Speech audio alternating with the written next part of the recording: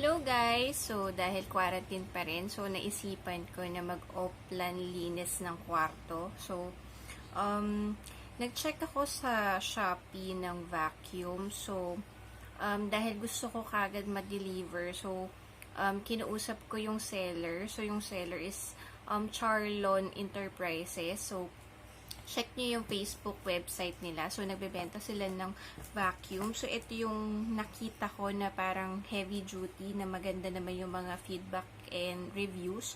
So, ang pangalan niya is Fujihama vacuum cleaner. So, kahapon lang ako nagbayad and then pinadeliver nila through Lalamove. So, mabilis lang dumating. So, responsive naman din si seller. So, kung may mga questions kayo, madali naman niya masagot din. Agad-agad yun. So, ito, bubuksan na natin yung Fujihama vacuum cleaner. So, ito, 3-in-1 function siya. So, may pang wet, may pang dry, and pang blow. So, wet, pwede siya sa mga wet surfaces daw, including water. May dry, to clean up the dust and dirt.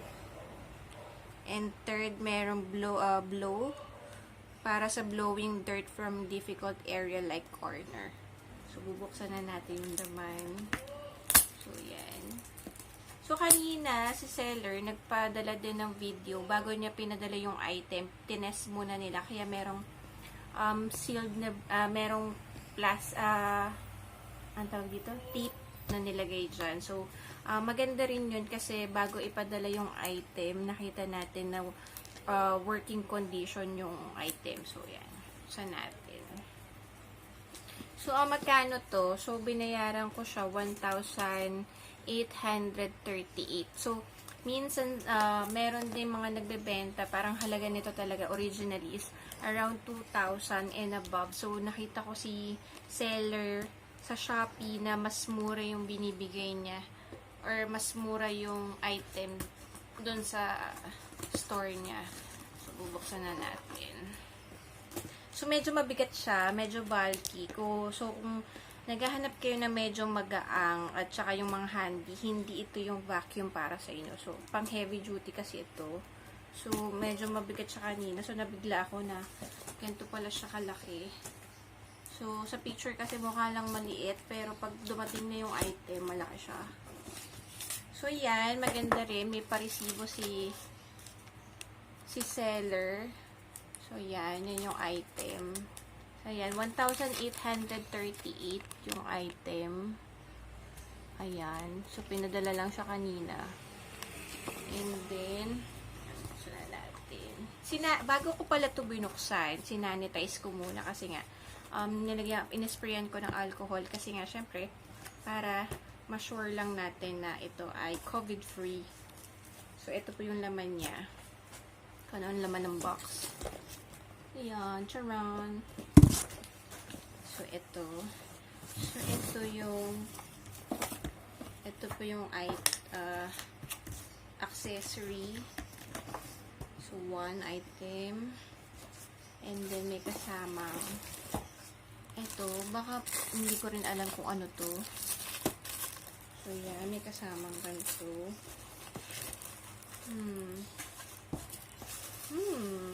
So, siguro ito pa additional accessory niya para siguro to sa floor. Ito yung gagamitin mo sa floor para makahigop ng dumi. May pang brush. So, may mga brush.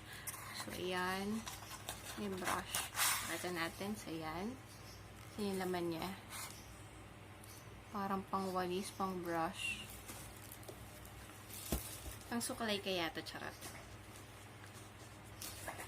And then, meron pang ito na yung mismong item. Medyo mabigat siya. Wow. Uy. Mabigat yung item. So, yung mismong vacuum mabigat. So, nakasulat naman dito is 220 siya. 220 volts. 220 and then capacity niya is 12 liters. And then Teka lang. Ito yung saksakan niya. Kasi yung ibang saksakan ng yung ibang outlet ng vacuum, bilog. So, ito, okay siya. Kasi ganito yung saksakan niya, kaya okay siya. Hindi mo na kailangan pa ng adapter. So, yung laman, ito yung mismong item. Mabigat siya. So, bubuksan natin. Ano itong binubuksan? Aha. First time ko lang kasi makagkaroon ng vacuum. So, medyo mabigat. Mabigat siya. So, ito yung loob ng item. Ayan siya. Tapos, merong ganito. Filter siguro to. Dito mailalagay yung mga dumi. So, yan. So, ito ulit. Siguro another brush. Accessory niya. Ang toothbrush. Charot. So, hindi ko alam kung paano gamitin to. So, ito siguro para sa gulong. Ito, para movable siya. Ito yung para sa gulong. So, pakita natin. Buksan na natin. Ito po yung para sa gulong. Ayan. Nalagay natin yan. Ayan yung para sa gulong. And then, nandito rin yung, syempre itong pinaka-importante sa lahat ng item. Syempre kailangan dapat may manual. So, instruction manual.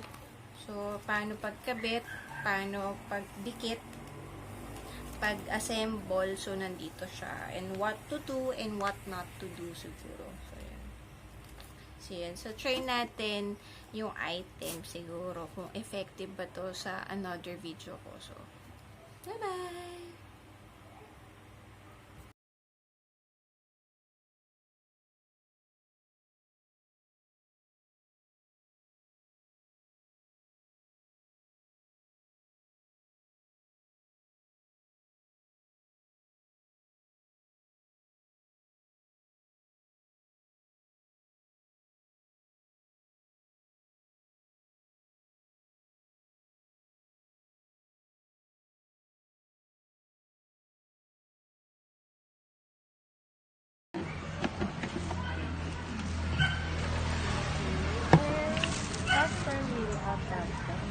Ilalagay pa to.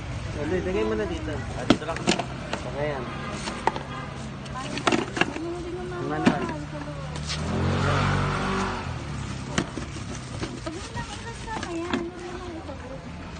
Video mo nga, di ba? Okay lang.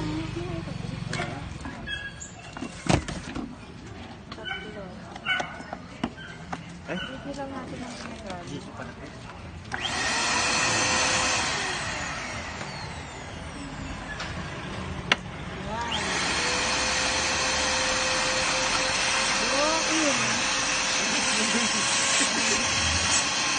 Bakit para lumabas? Baka mabakin yung din. Ito.